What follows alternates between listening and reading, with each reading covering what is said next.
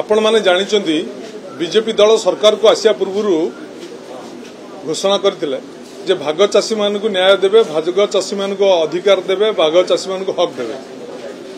किंतु परोक्षरे राजस्व मंत्री तो भाग चाषी मान को सेमिति किछि सुविधा दवा पई व्यवस्था नाही माने आगुरु गुरुर प्रकाश कर सारचंदी।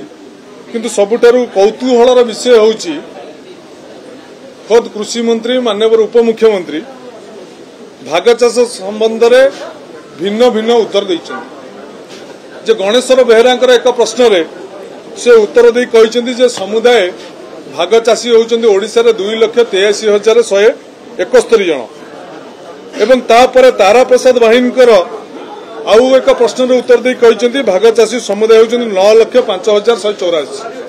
तेणु सरकार एपर्यंत भाग चाषी की संख्या निर्णय करना।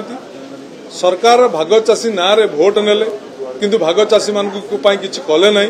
तेणु मु सरकार निकट में दाबी करी आपण मान माध्यम रे सरकार तुरंत भाग चाषी की चिन्हट करी एवं निर्वाचन पूर्व देइथिबा प्रतिश्रुति भाग चाषी मान अधिकार भाग चाषी दाबी को दियंतु।